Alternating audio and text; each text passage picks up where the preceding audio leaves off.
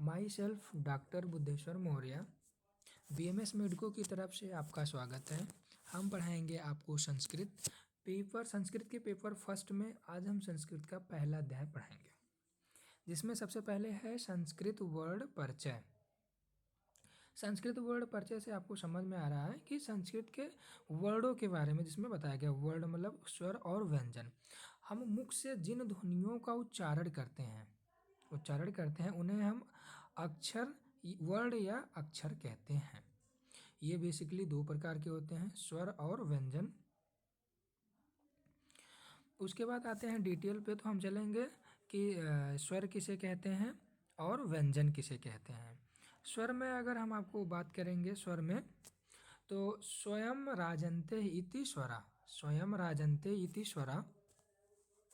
स्वर वे ध्वनियाँ होती हैं जो बिना किसी अन्य ध्वनि की सहायता से बोली जा सकती हैं, उन्हें हम स्वर कहते हैं।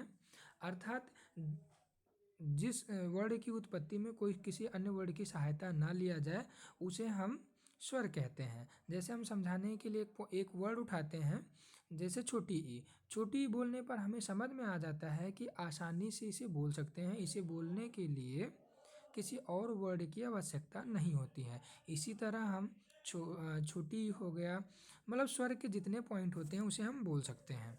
दूसरे पॉइंट पे हमारा आता है व्यंजन। व्यंजन में अनवग्गः भवति व्यंजनम, अनवग्गः भवति व्यंजनम का शाब्दिक अर्थ होता है, नाम से श्लोक से ही आपको पता चल जाता है कि जो स्वतंत्र रूप से ना बोल सके, अर्थात जो बोलने के लिए इसमें जो लिखा है स्वतंत्र रूप से ना बोल सके, लेकिन जिसको बोलने के लिए दूसरे वर्ड की आवश्यकता ली जाए तो उसे हम कहते हैं व्यंजन। जैसे हम आपको समझाने के लिए कह सकते हैं कि खा वर्ड, खा बोलने के लिए हमें छोटा आ की आवश्यकता पड़ रही है। तो इस प्रकार से हम समझ सकते हैं कि व्यंजन वर्डों को बोलने के लिए दूसरे वर्डों की आवश्यकता पड़ती है। इस प्रकार से हम स्वर और व्यंजन को समझ सकते हैं। उसके बाद हमारा नेक्स्ट पॉइंट जो मूव करता है वो होता है महेश्वर सूत्र। महेश्वर सूत्र को हम समझाएंगे। इसका उपयोग व्याकरण के नियमों को महर्षि पाणिनि ने अत्यंत लघु रूप से प्रदान किया है।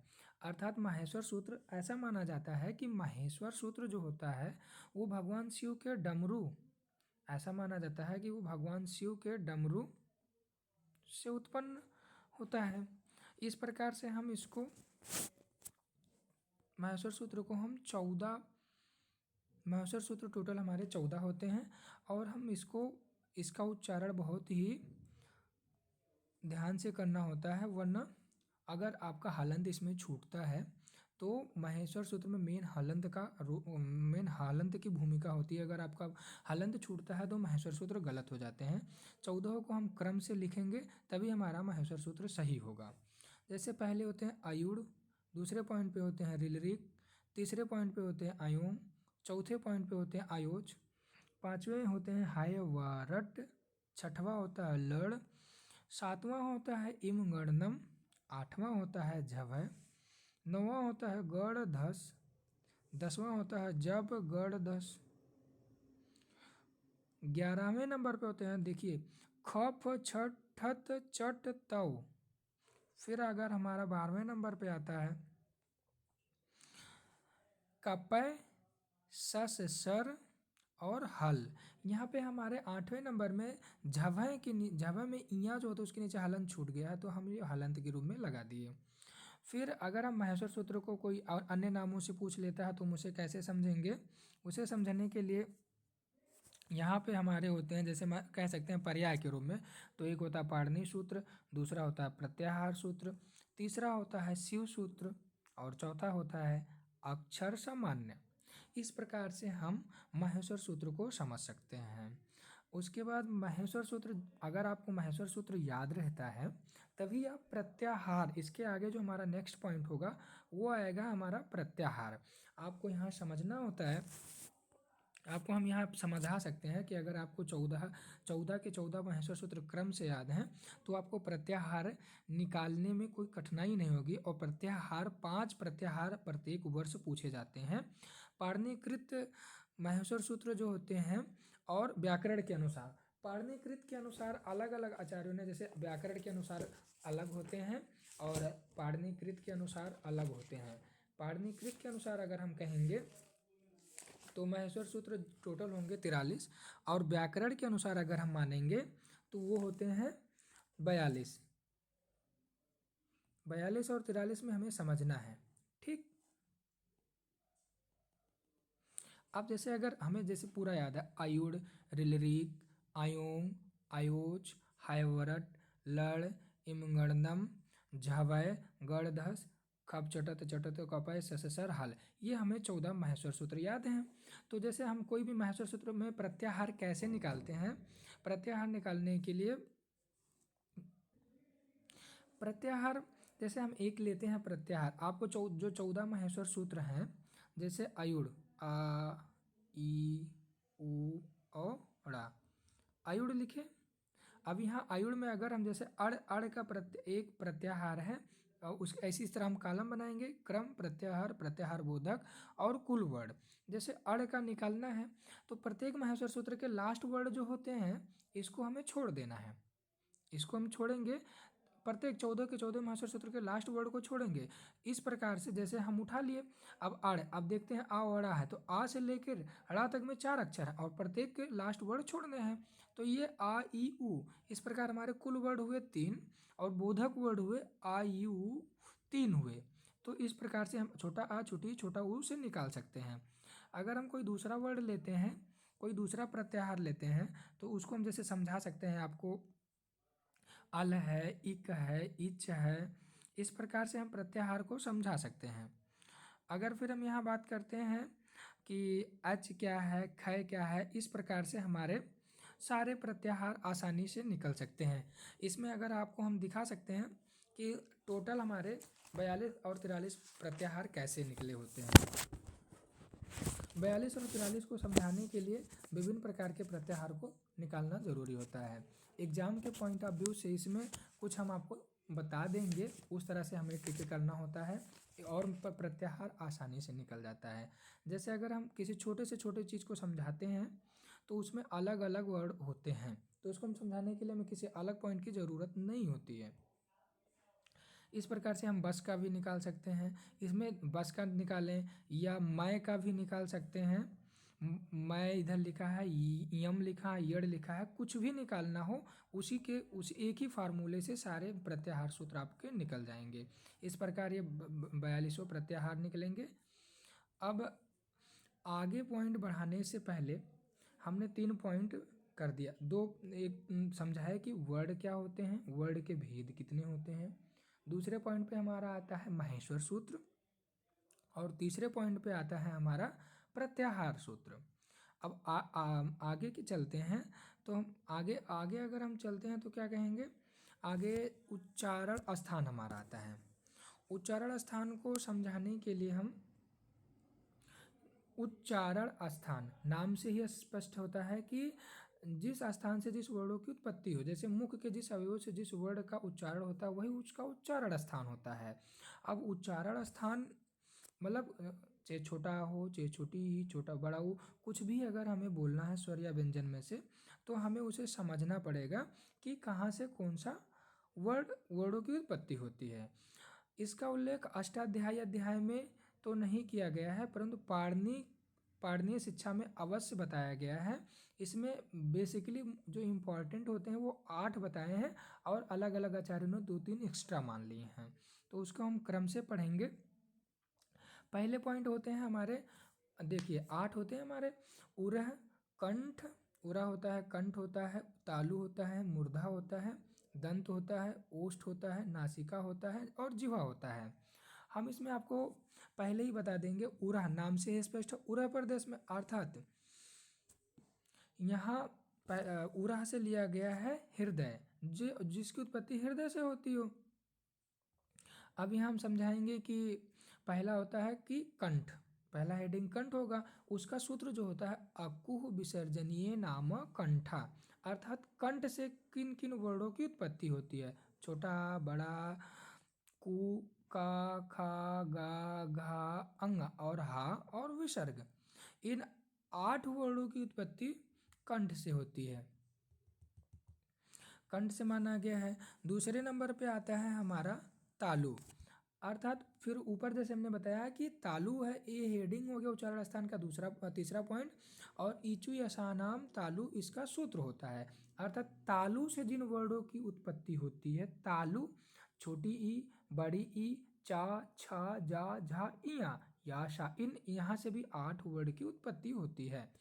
तीसरे जो इसमें होता है तीसरा, ऋतु रसाणाम मूर्धा, अर्थात मूर्धा, मूर्धा जहाँ से उत्पन्न, जैसे इसमें आते हैं ट, ठ, ड, ढ, अड़ा, बेसिकली रा और रा में आधा रा, री और टू, रा, सा, इन 8 प्रकार से हम यहाँ भी 8 प्रकार से हम मान सकते हैं। फिर आता है हमारा दंत, अर्थात जब ऐसे वर्ड बोलें जिसमें दांतों का प्रयोग किया जाता है, जैसे बोलो आप री, तू में ता वर्ड के सारे होते हैं, ता, था, दा, धा, ना, तो जिसमें दांतों का प्रयोग किया जाए बोलने के लिए जिन वर्डों को, उसे हम दंतः कहते हैं। ऋतु लशानाम दंतः इसका सूत्र होता है।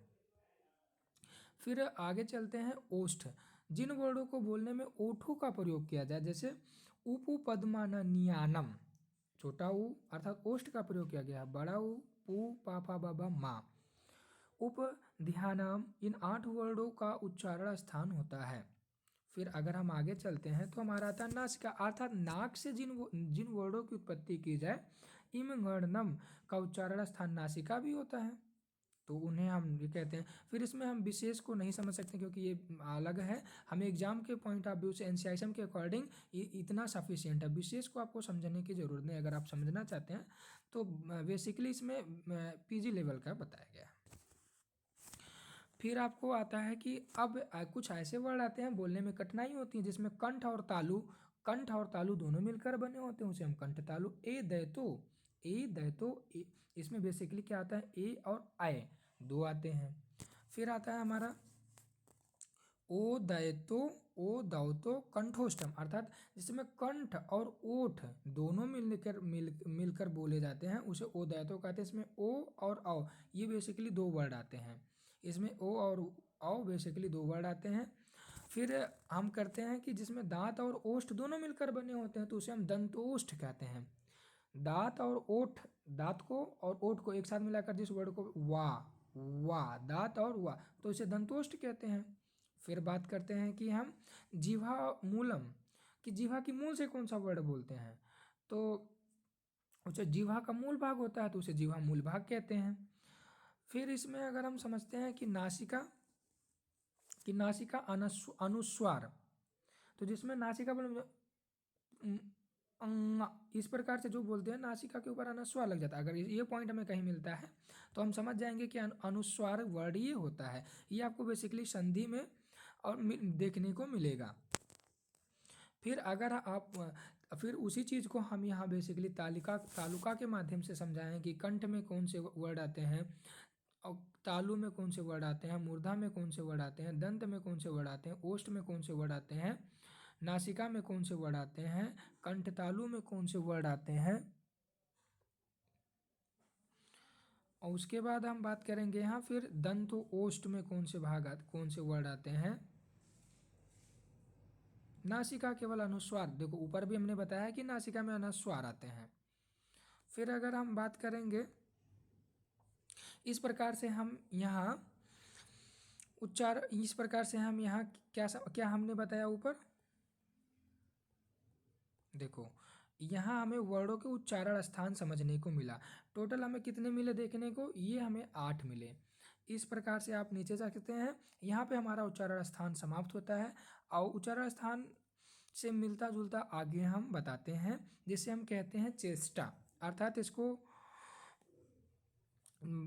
समझाया गया है कि यत्न को समझाने के लिए हम कहते हैं प्रयत्न, अर्थात यत्न को प्रयत्न नाम से भी पूछ सकते हैं या प्रयत्न को यत्न नाम से भी पूछ सकते हैं, इसमें कोई राय नहीं है। चेष्टा ही यत्न, देखो वर्डों के उच्चारण की जो चेष्टा होती है, किसी भी कार्य करने की चेष्टा को कर्म कहते हैं, उसी प्रकार वर्डों के उच्चारण के चेष्टा को यत्न अथवा प्रयत्न कहते हैं।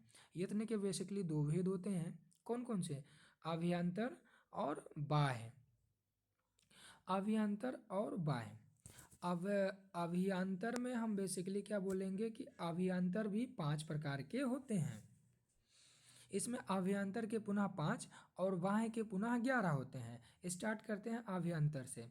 आभ्यंतर मतलब वर्णों के उच्चारण से पूर्व जो चेष्टा मुख के भीतर अथवा अंतःकरण, भीतर या अंतःकरण एक ही वर्ड होते हैं, उसे हम आभ्यंतर प्रयत्न कहते हैं। इसके 5 भेद पुनः बताए गए हैं। आभ्यंतर के पुनः 5 भेद बताए गए हैं। अब इसमें नाम से ही स्पष्ट है।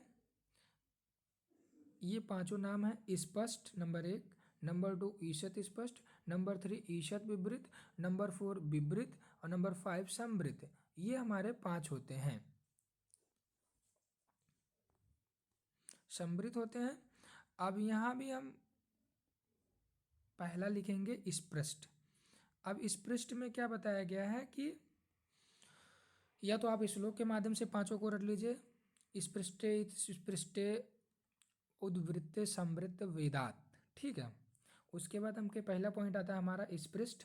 स्पृष्ट में क्या हमें वर्डों के बोलने मतलब कहाँ से कहाँ तक वर्ड बोले जाते हैं, का से लेकर माँ तक जो वर्ड बोले जाते हैं वो आभ्यंतर स्पृष्ट आभ्यंतर के अंतर्गत बोले जाते हैं। स्पृष्ट प्रयत्न नाम स्पर्शना नाम जो स्पृष्ट मतलब का से माँ तक होते हैं। ईशत स्पृष्ट में हमारे क्या आते हैं, ईशत स्पृष्ट में ईशत स्पृष्टम अंतः स्थानाम, अर्थात नाम से ही लास्ट में छिपा है कि अंतः मतलब अंतःकरण जो बोला जाए, अर्थात अंतस्ट या वा रा ला वर्डों का आभ्यंतर प्रयत्न ही ईशत स्पृष्ट होता है।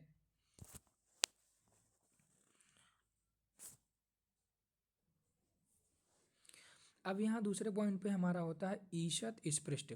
ईशत स्पृष्ट अंतः स्थाना नाम, अर्थात या वारल वर्डों के अभ्यंतर को बोलते हैं। पुनः हमने ये वर्ड रिपीट किया है क्योंकि ये एग्जाम के पॉइंट ऑफ व्यू से बहुत इंपॉर्टेंट समझा गया है। फिर आगे चलते हैं विवृत। विवृता स्वराणाम, अर्थात स्वर वर्डों का अभ्यंतर प्रयत्न विवृत होता है, विवृत होता है। उसके बाद चौथे पॉइंट पे हमारा आता है ईषद विवृत। ईषद विवृतम उष्ण नाम, अर्थात उष्ण उष्म वर्ड जो होते हैं, जो उष्म वर्ड क्या होते हैं, छोटा सा बड़ा सा मूर्धन्य सा कहते हैं, अलग अलग जगह पे इसको अलग अलग बोलते हैं और हा बोलते हैं। इस प्रकार से हम ईषद विवृत को समझ सकते हैं। फिर पांचवा पॉइंट हमारा होता है समृद्ध। समृद्ध के बाद हम पुनः आपको चार्ट के माध्यम से समझाएंगे। हास्य देखिए समृद्ध पांचवा अभ्यंतर का होता है हास्य अवर्णस्य प्रयोगे समृद्धा प्रक्रिया। दशायाम तु विवृत में, अर्थात प्रयोग उच्चारण अवस्था में हस्व आ का अभ्यंतर प्रयत्न समृद्ध होता है एवं प्रक्रिया दशा प्रयोगिक सिद्धि में विवृत होता है। अगर आपको ये लैंग्वेज कठिन लग रही है, सबसे आसान है, ट्रिकी माध्यम है आपका, ये आपके ट्रिक काम आएंगे कि स्पृष्ट मतलब होता है स्पृष्ट का मतलब होता है का से माँ। ईशत स्पृष्ट का मतलब होता है अंतस्थ या वाराला। ईशत विवृत का मतलब होता है ऊष्म व्यंजन, छोटा सा बड़ा सा मूर्धन्य सा और हा। विवृत का मतलब होता है सभी स्वर आ से औ पर्यंत, और समृद्ध का मतलब होता है हास्व आ। फिर हम आगे चलेंगे, इससे भी आसान वर्ड को आप समझा सकते हैं। दो ट्रिक हमने बता दिया।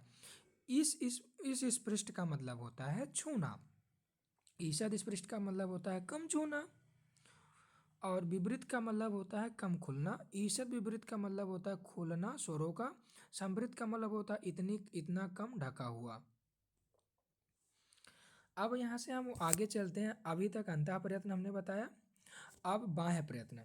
बाह्य प्रयत्न में हम समझाएंगे आपको कि बाह्य प्रयत्न में वर्णों के उच्चारण के समय, वर्णोच्चारण के समय की जाने वाली चेष्टा बाह्य प्रयत्न कहलाती है। की जाने वाली चेष्टा बाह्य प्रयत्न कहलाती है। की जाने वाली चेष्टा बाह्य प्रयत्न कहलाती है। फिर हम चलते हैं, बाह्य प्रयत्न हमारे होते हैं 11। 11 में पहले नंबर पे होते हैं विवार संवार। देखिए पहला होता है विवार संवार, उसके बाद श्वास नाद घोष आघोष, घोष आघोष अल्पप्राण महाप्राण। एग्जाम पॉइंट ऑफ व्यू से ये बहुत ज़्यादा होते हैं। 5 नंबर में एनसीआईएम के अकॉर्डिंग बहुत पूछा जाता है। उदांत अनुदांत और स्वरित। इस प्रकार से हम आपको आगे एक एक के डिटेल बताते जाएंगे। अब यहाँ जैसे हम क्या बता दिए कि प्रयत्न के 11 पार्ट होते हैं, आपको चार्ट के माध्यम से हम समझाएंगे। मैंने आपको ऊपर ही बता दिया कि अल्पप्राण महाप्राण एग्जाम के पॉइंट ऑफ व्यू से बहुत ज़्यादा इंपॉर्टेंट होते हैं। नंबर अब देखिए, आपको यहाँ समझना है कि आपको यहाँ स्वर और व्यंजन याद होने चाहिए। विवार श्वास आघोष को एक भाग में कर लीजिए, एक भाग में कर लीजिए। संवार नाद घोष को एक भाग में कर लीजिए। और एग्जाम पॉइंट ऑफ व्यू से आपका अल्पप्राण और महाप्राण बहुत ज़्यादा इंपॉर्टेंट होते हैं। अल्पप्राण और महाप्राण बहुत ज़्यादा। अब हम एक एक को देखते चलेंगे। विवार श्वास आघोष में तीनों को एक कैटेगरी में करेंगे। इसमें वर्णों के प्रथम और द्वितीय भाग लेंगे, अर्थात प्रथम और द्वितीय वर्णों के प्रथम वर्ण, वर्गों के द्वितीय वर्ण। वर्गों के प्रथम वर्ण और वर्गों के द्वितीय वर्ण में, वर्गों के प्रथम वर्ण में क्या आएगा हमारा, का चा टा ता पा। वर्गों के द्वितीय वर्ण में आएगा ख छा ठा था फा। अब तीसरे पॉइंट से करेंगे संवार नाद घोष। संवार नाद घोष में फिर वर्गों के तृतीय, वर्गों के चतुर्थ, वर्गों के पंचम और या वा रल हमने ऊपर ऑलरेडी पढ़ा के ये रखा है।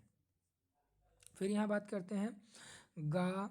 वर्गों के तृतीय में क्या आते हैं, गा जा डा दा बा ये। फिर आते हैं वर्गों के चतुर्थ में घा झा डा धा मा, अंगा इया डा ना मा, हस और या वा रल हमने ऑलरेडी पढ़ा के रखा है। अब हमने जैसा कि ऊपर हम बता चुके हैं कि अल्पप्राण महाप्राण ये वेरी वेरी इंपॉर्टेंट है। इस स्टार मार्क बना लीजिए आप लोग। स्टार मार्क बनाने के बाद इसमें हम देखिए ऊपर 5 वर्ड पढ़ के आए हैं। फिर यहाँ पढ़ेंगे वर्गों के प्रथम, तृतीय और पंचम, अर्थात हम कह सकते हैं विषम वर्णों के प्रकार से हम इसको याद करेंगे।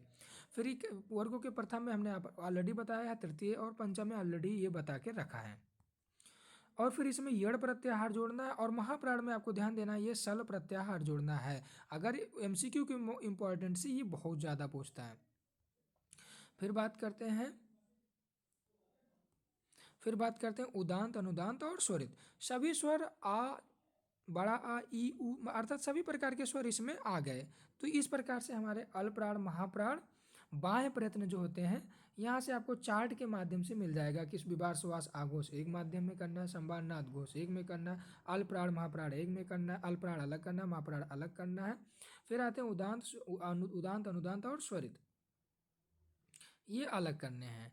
इस प्रकार से ये आप ये पूरा वीडियो समझ सकते हैं। इसमें हम क्या कहेंगे इस छोटे से वीडियो में कि हमने 3 छोटे छोटे जिसमें से 5 नंबर के आपके बहुत ज़्यादा पूछे जाते हैं। एक तो हो गया आपका महेश्वर सूत्र और दूसरा हो गया उच्चारण स्थान। इस प्रकार से यहाँ आज का वीडियो यहीं तक। Thank you.